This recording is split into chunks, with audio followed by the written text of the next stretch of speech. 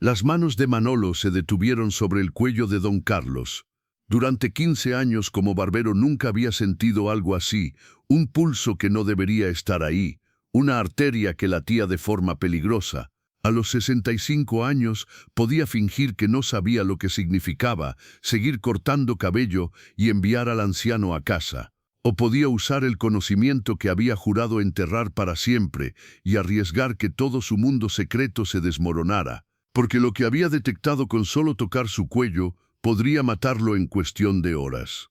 Bienvenidos a Bucur Historias. Antes de continuar con esta poderosa historia de secretos, pérdida y redención, dime en los comentarios, ¿desde qué ciudad de España nos estás viendo hoy? Y si crees que historias como esta merecen ser recordadas, dale al botón de suscribirse y ayúdanos a mantener vivas estas voces que importan. La barbería, el rincón del barbero, se encontraba en una de las calles más antiguas del Albaicín de Granada, donde las piedras gastadas por siglos de historia susurraban secretos al viento. Era el tipo de lugar que parecía congelado en el tiempo. Espejos con marcos dorados que habían perdido su brillo, sillas de cuero agrietado que habían servido a 3 generaciones de granadinos y herramientas que brillaban con el cuidado meticuloso de décadas de uso diario. Manolo Fernández había sido el propietario de este pequeño santuario de la tradición durante los últimos 15 años. A los 65, su cabello completamente gris estaba siempre perfectamente peinado hacia atrás. Sus movimientos eran pausados pero precisos, y sus manos, esas manos que ahora sostenían tijeras y navajas, mostraban una destreza que iba más allá de lo que uno esperaría de un simple barbero de barrio.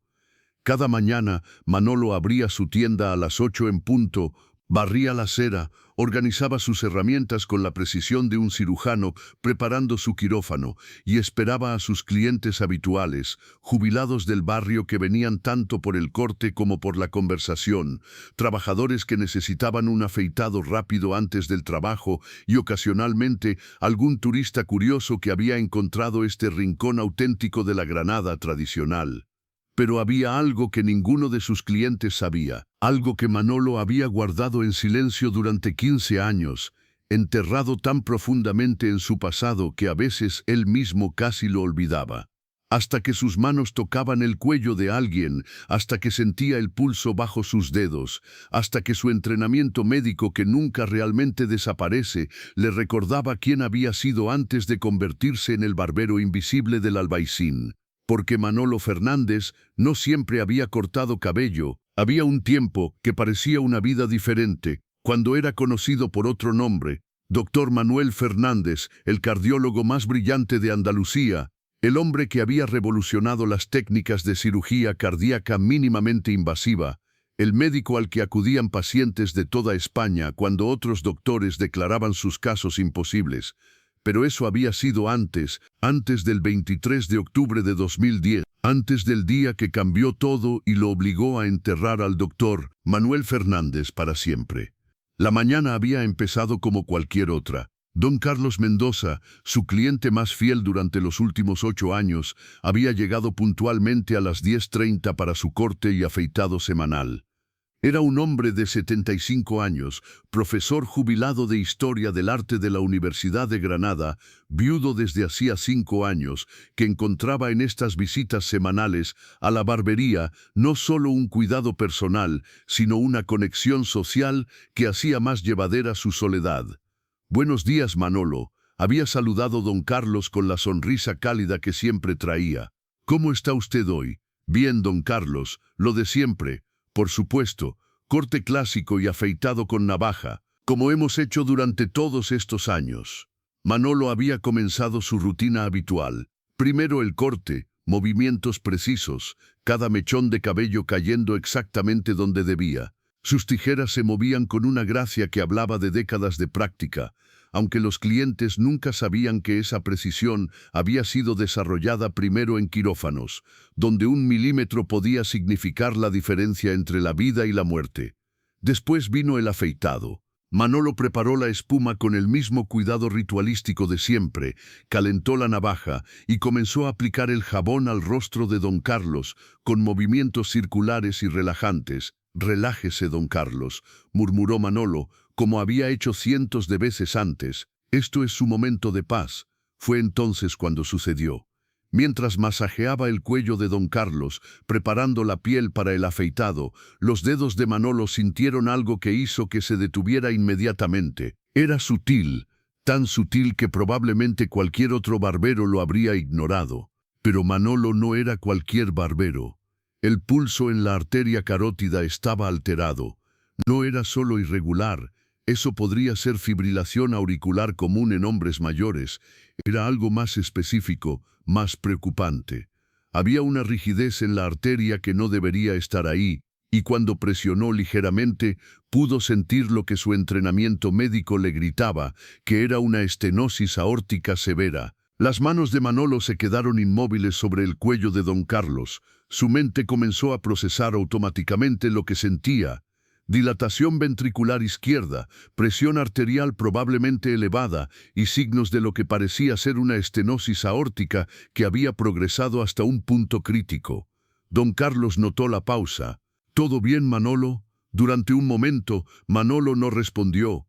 Estaba calculando, evaluando, haciendo exactamente lo que había hecho durante 30 años como cardiólogo.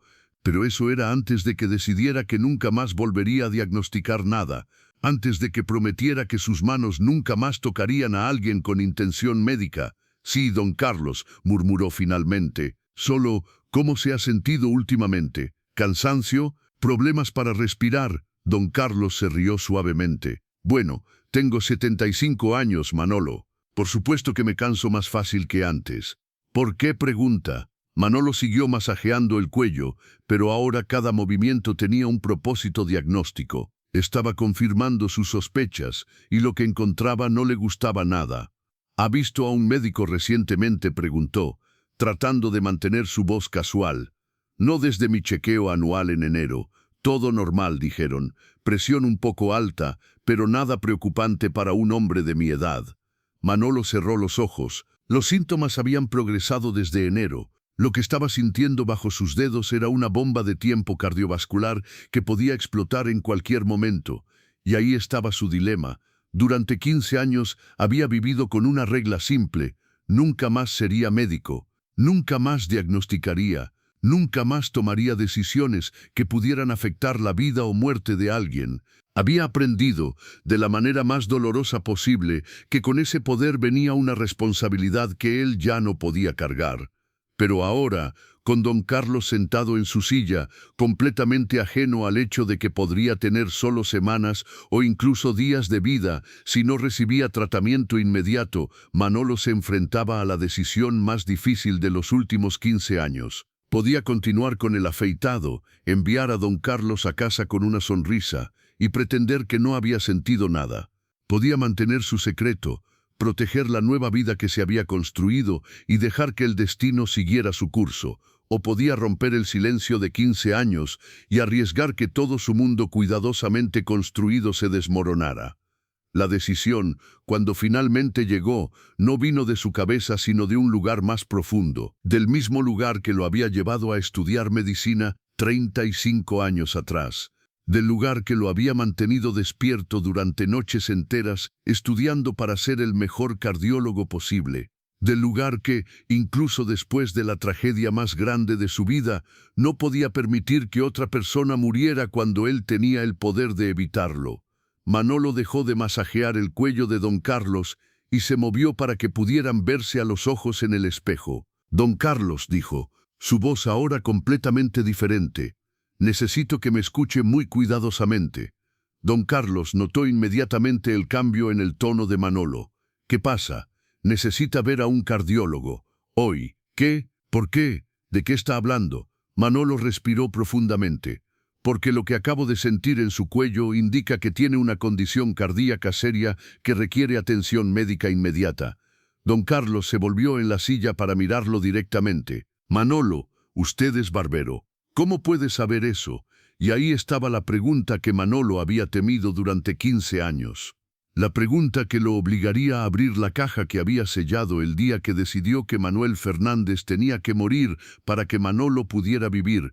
¿Por qué? Dijo lentamente, antes de ser barbero, era médico. El silencio que siguió fue absoluto.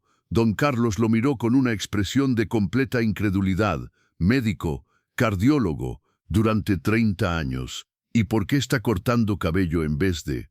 Manolo se volvió hacia sus herramientas, incapaz de mantener el contacto visual. Es una historia larga, don Carlos. Pero eso no importa ahora. Lo que importa es que usted tiene signos de estenosis aórtica severa, y si no recibe tratamiento pronto, podría tener un paro cardíaco. Don Carlos se quedó callado durante un largo momento. Luego preguntó suavemente, ¿está seguro? Llevo sintiendo pulsos durante 30 años. Sí, estoy seguro. ¿Y qué debo hacer? Ir al Hospital Virgen de las Nieves ahora mismo. Pídales que le hagan un ecocardiograma y una evaluación cardíaca completa. Dígales que sospecha estenosis aórtica. Don Carlos se levantó lentamente de la silla, la espuma de afeitar aún en la mitad de su cara. ¿Y qué le digo al médico cuando me pregunte cómo sé eso? Manolo lo miró en el espejo. Dígale que se lo dijo alguien que sabía lo que estaba buscando. 30 minutos después, don Carlos había partido hacia el hospital, prometiendo llamar a Manolo tan pronto como supiera algo. La barbería quedó extrañamente silenciosa, como si las paredes mismas hubieran escuchado la confesión que había permanecido enterrada durante 15 años. Manolo se sentó en su silla de barbero y por primera vez en décadas permitió que su mente regresara completamente al pasado que había tratado tanto de olvidar. Doctor Manuel Fernández había sido exactamente lo que Manolo le había dicho a don Carlos, uno de los cardiólogos más respetados de Andalucía. Había comenzado su carrera en el Hospital Virgen de las Nieves de Granada en 1985, recién salido de la residencia, lleno de ambición y determinación para revolucionar el tratamiento de enfermedades cardíacas. Durante 25 años había construido una reputación que lo había convertido en una leyenda en círculos médicos españoles. Había publicado más de 50 artículos en revistas médicas internacionales. Había entrenado a una generación de cardiólogos que ahora dirigían departamentos en hospitales de toda España y había realizado cirugías que otros médicos consideraban imposibles. Pero su mayor logro no había sido profesional. Había sido personal. Su hija Isabela Fernández, había nacido en 1992 con una malformación cardíaca congénita compleja. Los médicos habían sido pesimistas sobre sus posibilidades de supervivencia, pero Manuel había dedicado su carrera a desarrollar las técnicas que podrían salvarla. Había estudiado cada nuevo desarrollo en cirugía cardíaca pediátrica, había viajado a hospitales en Estados Unidos y Alemania para aprender las técnicas más avanzadas, había convertido el caso de su hija en una misión personal. Durante 18 años, Isabela había vivido con múltiples cirugías correctivas, cada una más compleja que la anterior. Y durante 18 años, Manuel había estado ahí, no solo como su padre, sino como su médico, navegando cada crisis, celebrando cada victoria pequeña. Isabela había crecido siendo una niña extraordinariamente valiente y alegre, a pesar de las limitaciones que su condición le imponía. Era brillante, estudiosa, y tenía una determinación que había heredado directamente de su padre. Quería estudiar medicina, seguir sus pasos, usar su experiencia personal para ayudar a otros niños con problemas cardíacos. En octubre de 2010, Isabela tenía 18 años y necesitaba una cirugía final, un reemplazo de válvula aórtica que, si salía bien, le daría décadas de vida normal por delante. Manuel había realizado cientos de cirugías de reemplazo valvular. Era un procedimiento que podía hacer con los ojos cerrados, pero esta era diferente. Esta era su hija. Había dudado sobre si debería ser él quien operara. Los protocolos médicos desaconsejaban que los médicos trataran a miembros de su familia directa. Pero Isabela había insistido. Papá, le había dicho, no confío en nadie más. Tú me has mantenido viva durante 18 años. Quiero que seas tú quien me dé el resto de mi vida. La cirugía había comenzado perfectamente. Manuel había realizado cada paso con la precisión que había perfeccionado durante décadas. El reemplazo de la válvula había ido exactamente según el plan. Todo había salido bien, hasta que no salió bien. Fue algo que nunca podría haber previsto, una complicación estadísticamente imposible que ocurre en menos del 0 punto de estas cirugías. Una embolia masiva causada por un coágulo microscópico que se había formado durante el procedimiento y había viajado directamente al cerebro de Isabella. En cuestión de segundos, su hija había pasado de una cirugía exitosa a un estado vegetativo irreversible. Manuel había luchado durante 6 horas tratando de revertir el daño, había llamado a los mejores neurocirujanos de España, había probado cada tratamiento experimental disponible, pero no había nada que hacer. El daño cerebral era demasiado extenso. Isabella había muerto 3 días después, nunca habiendo despertado de la anestesia. La investigación posterior había sido exhaustiva y había concluido que la cirugía había sido técnicamente perfecta, que la embolia había sido una complicación imprevista e imprevisible y que ningún médico, sin importar su nivel de habilidad, podría haber hecho algo diferente. Pero Manuel no había podido aceptar esa conclusión. En su mente, él había matado a su propia hija. Las mismas manos que habían salvado miles de vidas habían tomado la única vida que más importaba en el mundo. Su esposa Carmen no había podido perdonarlo, no porque lo culpara por la muerte de Isabella. Ella entendía que había sido un accidente, sino porque no podía perdonar que él se culpara a sí mismo tan completamente que había dejado de ser el hombre que ella había amado durante 30 años. Manuel había dejado de comer, de dormir, de hablar. Se había aislado completamente, rechazando ayuda psicológica, rechazando el apoyo de colegas, rechazando incluso el consuelo de su esposa. Había presentado su renuncia al hospital 3 semanas después del funeral de Isabella, ignorando las súplicas de todos para que reconsiderara. Carmen había luchado durante 6 meses tratando de traerlo de vuelta, pero el hombre que había regresado de ese quirófano ya no era Manuel. Era un fantasma, alguien que existía pero no vivía.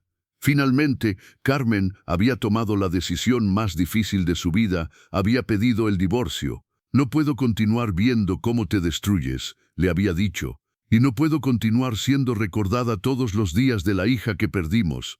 Necesito seguir adelante, Manuel, y tú necesitas encontrar una manera de vivir con lo que pasó.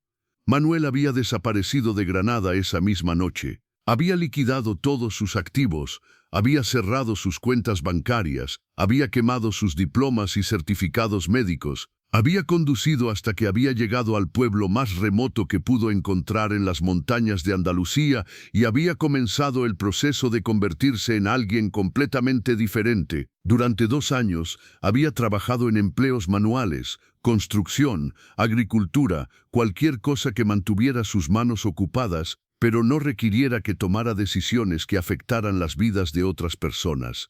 Había aprendido a suprimir no solo su identidad médica, sino cualquier instinto curativo que pudiera tener, pero eventualmente había necesitado regresar a la civilización. Y había elegido Granada no porque quisiera estar cerca de los recuerdos, sino porque necesitaba enfrentarlos para poder vivir con ellos. Había encontrado la pequeña barbería en venta en 2013.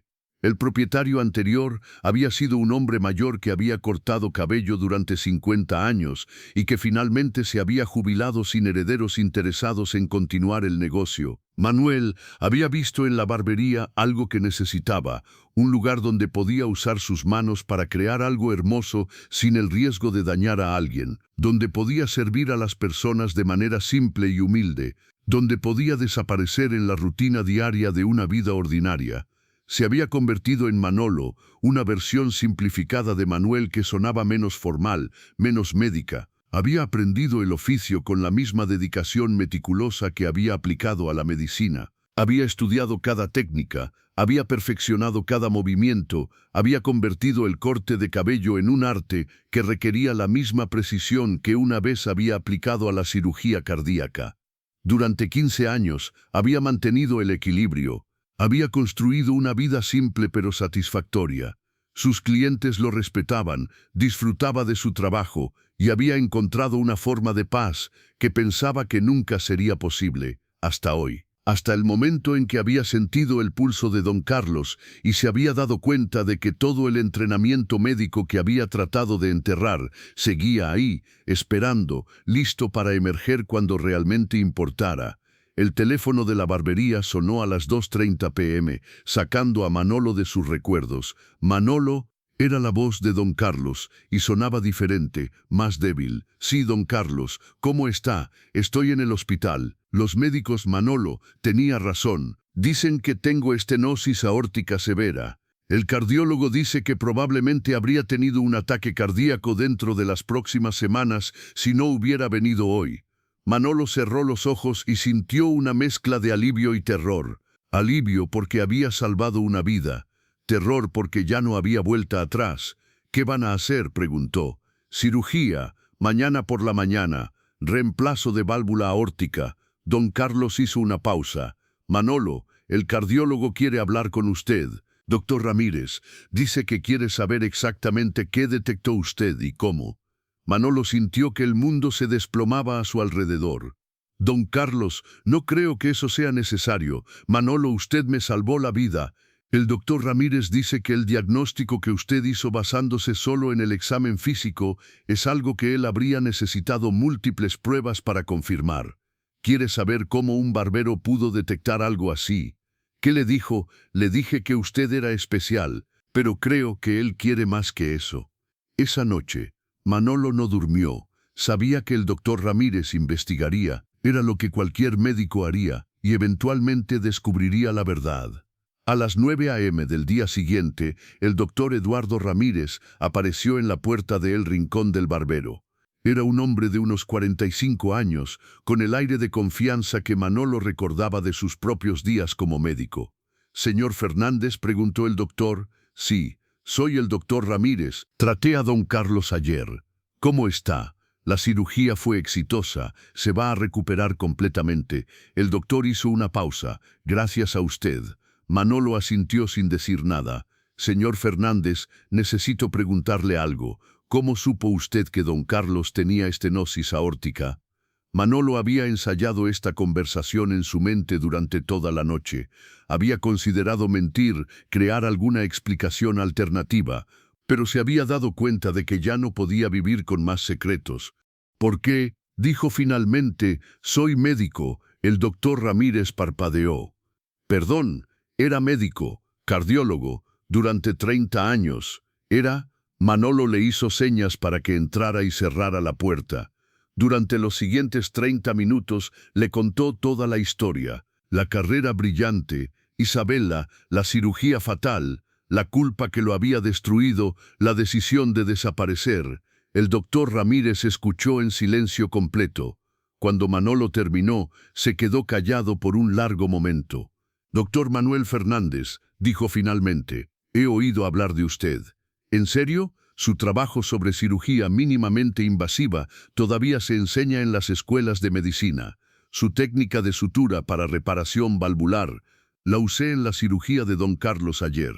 Manolo sintió algo que no había sentido en 15 años, orgullo profesional. «Doctor Fernández», continuó el doctor Ramírez, «lo que le pasó a su hija leí sobre el caso cuando era residente. Fue una tragedia, pero no fue su culpa. Cualquier cardiólogo le dirá lo mismo. Eso no cambia el hecho de que ella murió en mi mesa de operaciones. No.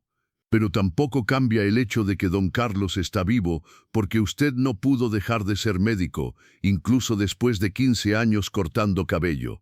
El doctor Ramírez se levantó para irse, pero se detuvo en la puerta. «Doctor Fernández, sé que probablemente no quiere escuchar esto, pero el mundo médico lo ha extrañado. Su experiencia, su conocimiento, hay pacientes ahí afuera que podrían beneficiarse de lo que usted sabe. No puedo volver a operar, no después de lo que pasó. No estoy hablando de operar, estoy hablando de enseñar, de consultar, de usar su experiencia para entrenar a la próxima generación». Se detuvo. «Piénselo». Durante las siguientes semanas, Manolo no pudo dejar de pensar en las palabras del doctor Ramírez. Había continuado con su rutina normal en la barbería, pero algo había cambiado. Sus clientes habituales habían notado una diferencia en él, una energía que no había estado ahí antes. Don Carlos había regresado 2 semanas después de la cirugía, completamente recuperado y con una gratitud que era casi abrumadora. Manolo, había dicho, no solo me salvó la vida, me dio años más con mis nietos. ¿Cómo puedo agradecerle algo así? No hay nada que agradecer, don Carlos. Solo me alegra que esté bien. ¿Puedo preguntarle algo? Por supuesto. ¿Va a volver a ser médico? Manolo había continuado cortando el cabello de don Carlos, sin responder inmediatamente. No lo sé, había dicho finalmente. Durante 15 años pensé que había terminado con la medicina, pero tal vez la medicina no ha terminado conmigo. Un mes después del incidente con don Carlos, Manolo recibió una llamada inesperada. Era el doctor Ramírez. Doctor Fernández, tengo una propuesta para usted.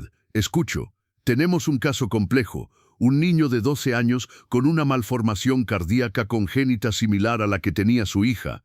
Los médicos de Madrid no saben cómo proceder. Su experiencia con este tipo de casos podría ser invaluable.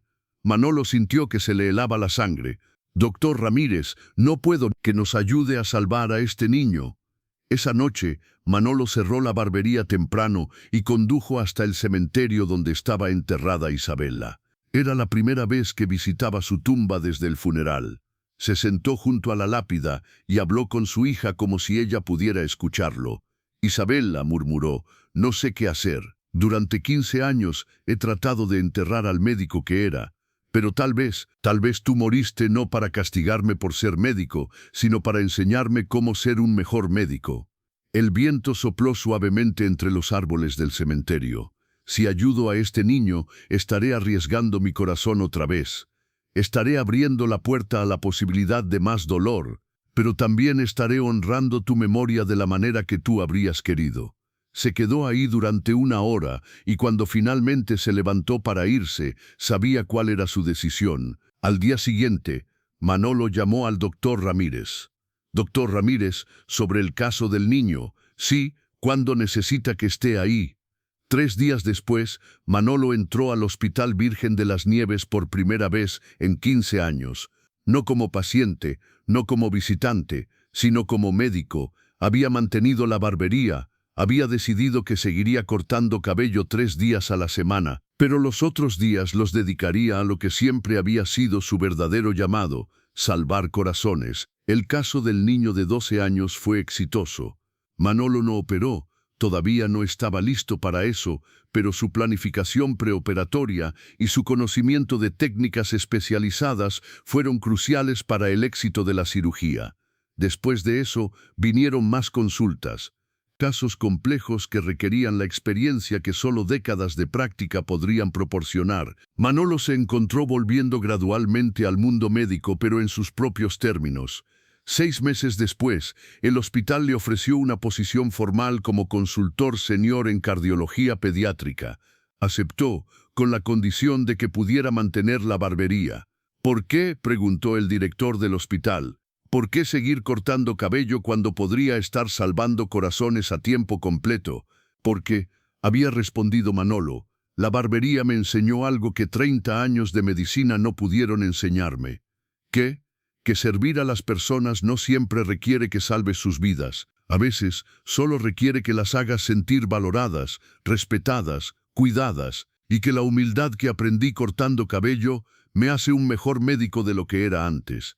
1 año después, Manolo había encontrado un equilibrio que nunca había imaginado posible. 3 días a la semana, era el barbero del Albaicín, sirviendo a una clientela leal que había llegado a amarlo, no solo por sus habilidades con las tijeras, sino por la sabiduría tranquila que había desarrollado durante años de pérdida y redención.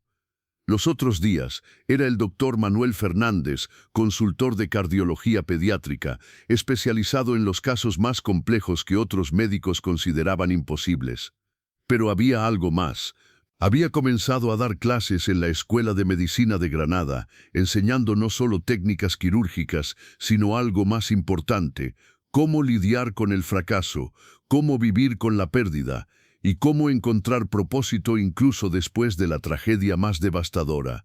Sus clases eran las más populares de la escuela. Los estudiantes venían no solo por su experiencia médica legendaria, sino porque sabían que estaban aprendiendo de alguien que había experimentado tanto los triunfos más altos como las pérdidas más profundas de la medicina.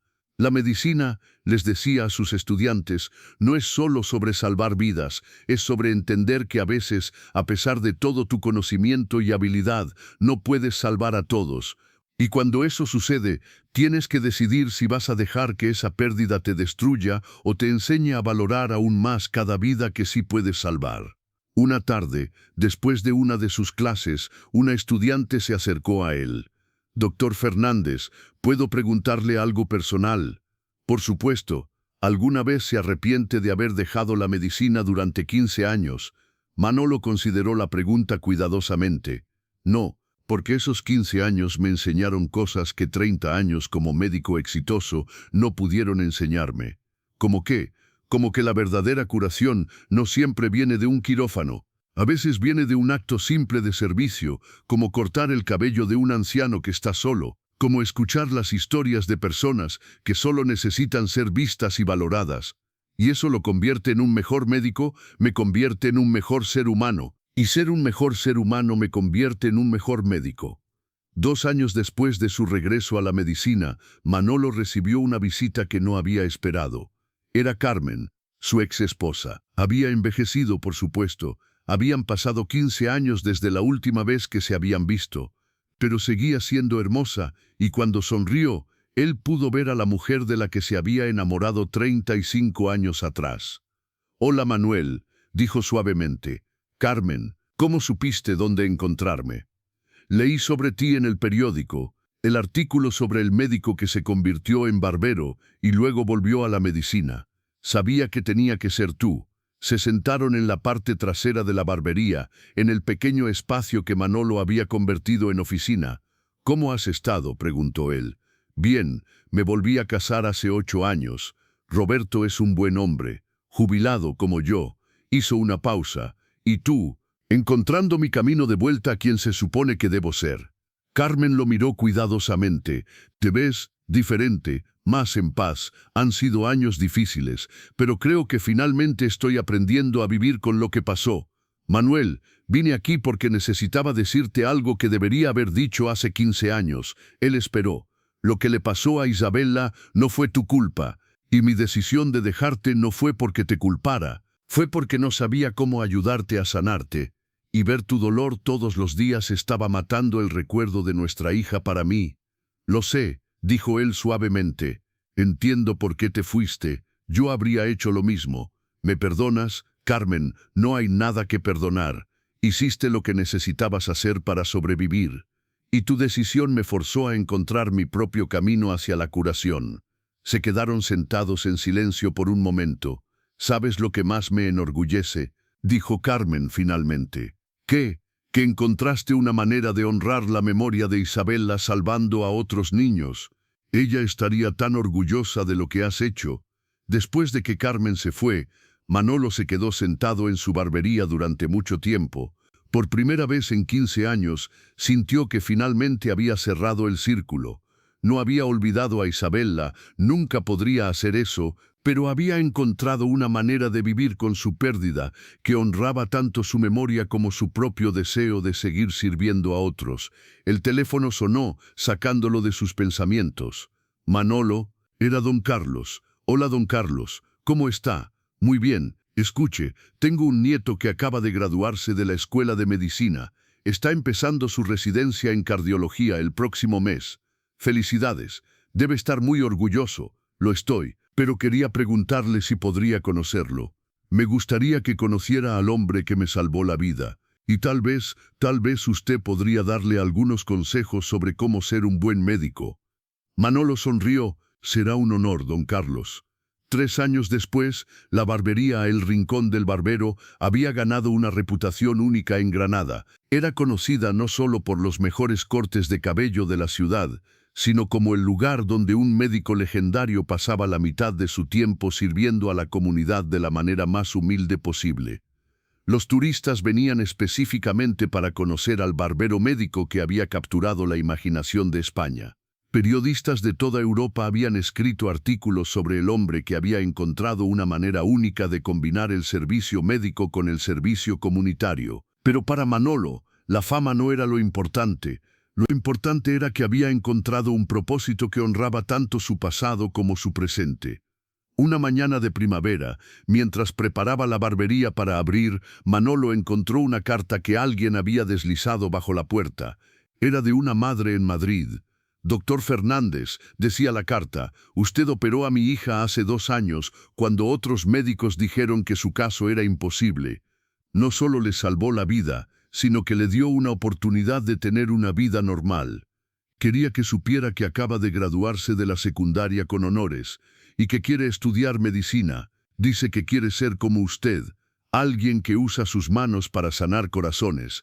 Manolo dobló la carta cuidadosamente y la puso junto a la fotografía de Isabella que ahora mantenía en su estación de trabajo.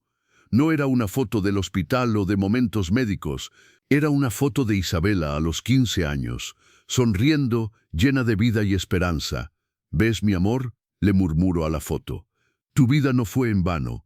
Tu muerte me enseñó algo que necesitaba aprender, y ahora puedo ayudar a otros niños como tú». Esa tarde, don Carlos llegó para su corte semanal, acompañado por un joven de unos 25. «Manolo», dijo don Carlos, «quiero presentarle a mi nieto, doctor Carlos Mendoza Jr. Acaba de completar su primer año de residencia en cardiología». El joven médico extendió su mano con una mezcla de respeto y nerviosismo. «Doctor Fernández, es un honor conocerlo. Mi abuelo me ha contado todo sobre cómo le salvó la vida». Manolo estrechó su mano y pudo ver en los ojos del joven la misma pasión que él había tenido cuando comenzó su carrera médica décadas atrás. «El honor es mío», respondió. «¿Qué te ha enseñado tu primer año de residencia?» «Que hay mucho que no sé», respondió el joven honestamente. Manolo sonrió. «Esa es la mejor lección que puede aprender un médico joven. El día que pienses que lo sabes todo es el día que te conviertes en peligroso».